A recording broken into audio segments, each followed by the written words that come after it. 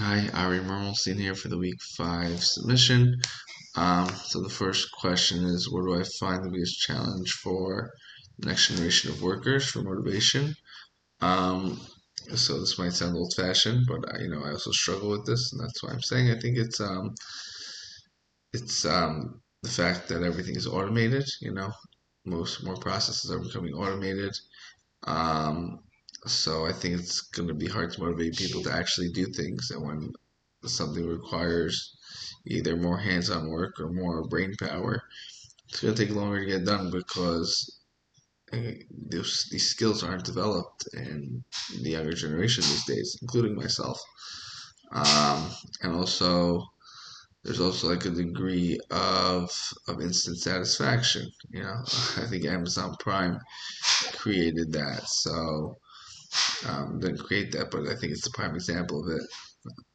Um, it's the best example of it these days. Um, Next is which theory of motivation best applies to me for work and for school. So I would say for work, it's um, I don't know, our Argyris' theory.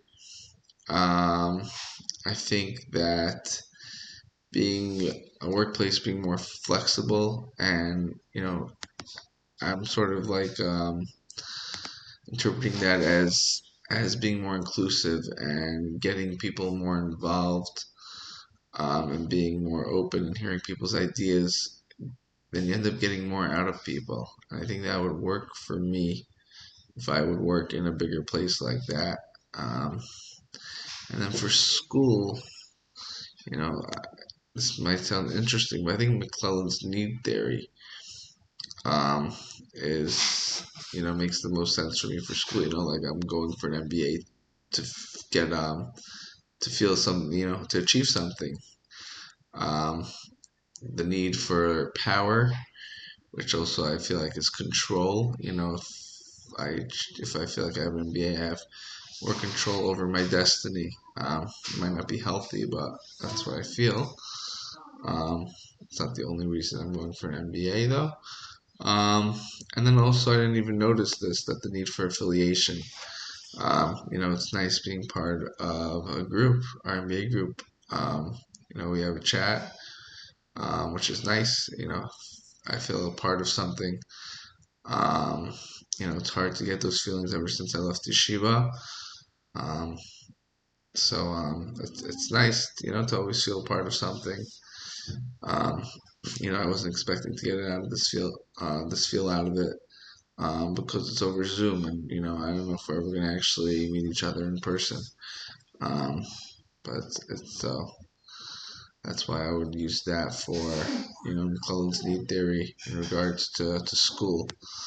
Um, and the last question is, you know, some people believe where it's inappropriate to use rewards in the um, work setting. Definitely, I think that's a question of like maturity. Yeah, with children, I believe it is one of the most effective um, parenting tools there are because children are immature and that's what they respond to. Um, and honestly, you know, adults are supposed to be mature, and people like to think that all adults are mature, but I'm an adult and I'm not very mature, and um, and rewards do work for adults as well. The problem is that it's looked down upon because it's looked at as immature. But I think there's also another layer that adults could be a little bit more conniving. If there's a reward in the workplace, people can start getting um, you know bending the rules and things. Children are more innocent. They might try, but they do it in less obvious ways. If they get caught and they learn their lesson, and you know it's usually not as bad the consequences. But with adults, the consequences of people's actions in the workplace can get pretty bad.